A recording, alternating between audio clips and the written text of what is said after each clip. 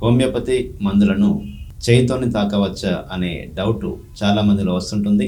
Homeopathy మందులను చేయితోని తాకినప్పుడు వాటి యొక్క యాక్షన్ అనేది తగ్గిపోవడానికి గల కారణం ఏంటంటే, చేతికి ఉన్న డస్ట్ వల్ల దానిలో ఉన్న మెడిసిన్ అనేది సరిగా పనిచేయకుండా ఈ యొక్క చేతికి ఉన్న డస్ట్ అనేది చేస్తూ ఉంటుంది. కాబట్టి హోమియోపతి మందులను చేయితోని తాకకుండా వేసుకోవడమే చాలా శ్రేయస్కరం.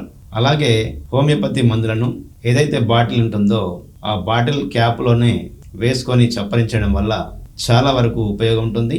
లేదంటే ఒక తెల్లటి పేపర్ మీద కూడా వేసుకొని ఈ మందులను తీసుకోవచ్చును. అలాగే స్పూన్ లాంటిది నీట్గా ఉన్నట్లయితే స్పూన్లో వేసుకొని కూడా ఈ యొక్క మందులను వాడుకోవచ్చును.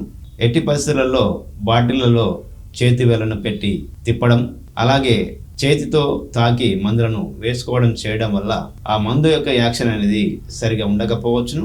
చేయితోని తాకడం వల్ల పేషెంట్లకు ఇబ్బంది ఏమి ఉండదు, కానీ ఆ యొక్క మందు యాక్షన్ అనేది తగ్గిపోయే అవకాశం ఉంటుంది. కాబట్టి సాధ్యమైనంత వరకు వైట్ పేపర్లో కానీ లేదంటే ఏదైతే మందు ఉంటుందో ఆ మందు క్యాప్ ద్వారా కానీ స్పూన్ ద్వారా కానీ ఈ యొక్క మందులను తీసుకోవడమే చాలా మంచిది.